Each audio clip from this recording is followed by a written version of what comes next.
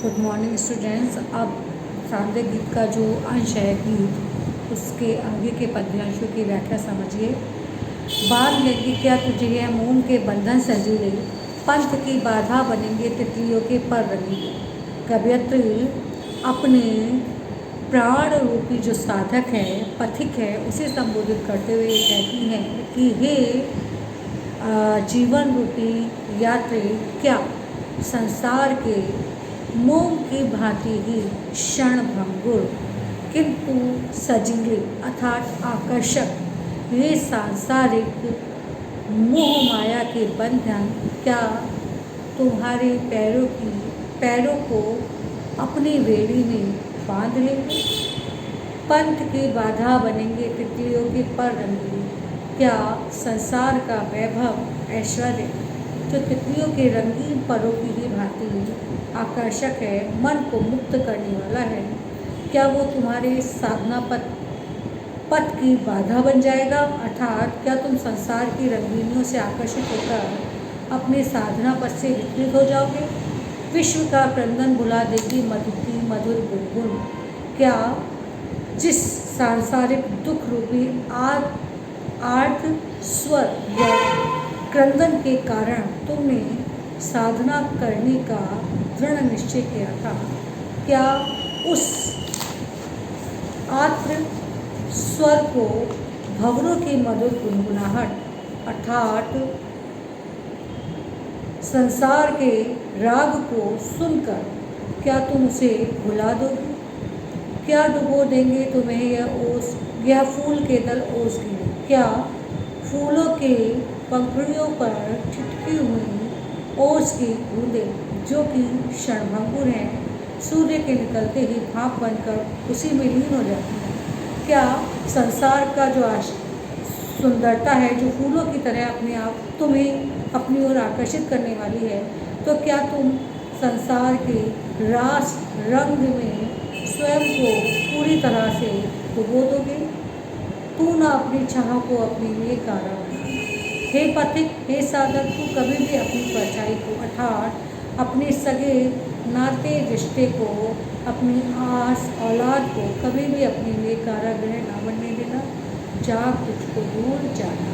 हे पथिक, हे यात्री, तेरा अप्राप्य अभी बहुत दूर है, इसलिए तू जाग जा और जाग कर बहुत दूर तुझे जाना है चूँकि तो तू अपनी जीवन यात्रा को तय करना आरंभ कर। बीच में थक कर रुक मत जाना।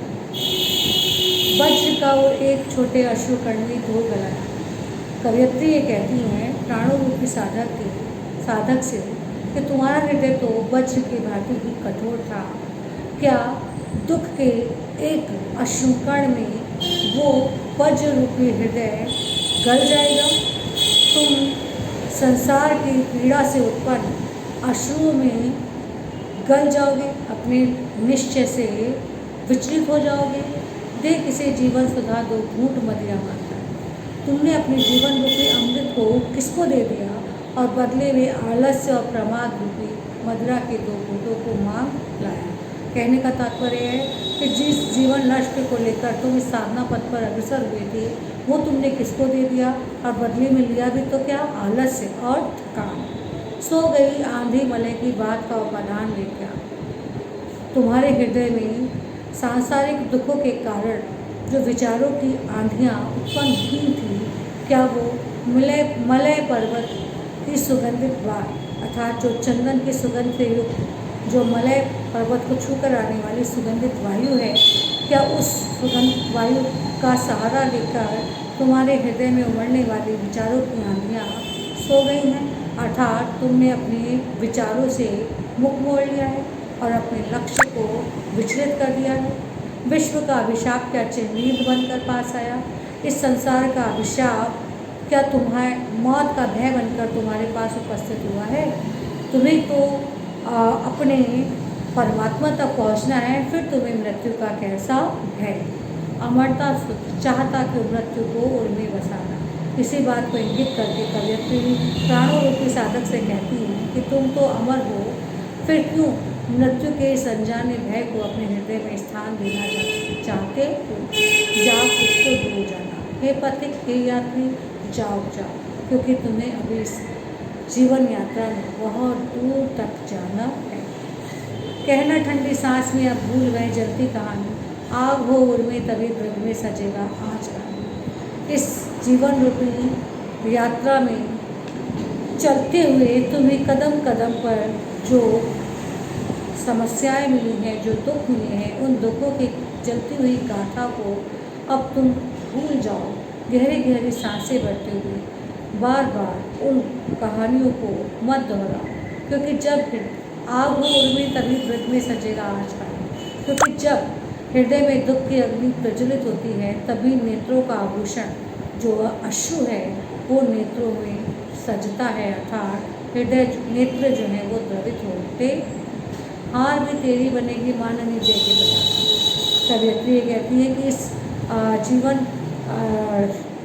जीवन रूपी यात्रा में, जीवन रूपी पथ पर अग्रसर होते हुए यदि तुम अपने प्राप्य को प्राप्त नहीं कर पाते हो और हार जाते हो, तो तुम्हारी यह हार भी तुम्हारी जय की, तुम्हारी विजय की ही प्रतीक होगी, क्योंकि तुमने पूरा प्रयत्न किया।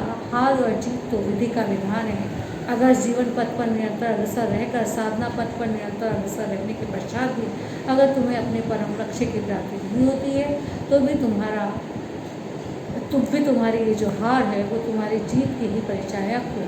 उसी प्रकार जिस प्रकार एक पतंगा जो दिए से प्रेम करता है, आँच से प्रेम करता है, जानता है कि उसके नज़दीक जाएगा और जलकर भस्म हो जाएगा, फिर भी वो अपने प्रेम से विवश होकर दिए के नज़दीक जाता है और जलकर भस्म हो जाता है। तो जैसे एक पतंगे की राख जो है उसके अमर प्रेम की निशानी बन जाती है, उसी प्रकार साधना पथ पर निरंतर अग्रसर रहने के पश्चात यदि तुम्हें अपने गंतव्य की प्राप्ति नहीं हो पाती है, तो तुम्हारी ये हार भी तुम्हारी विजय की पताका बन जाएगी।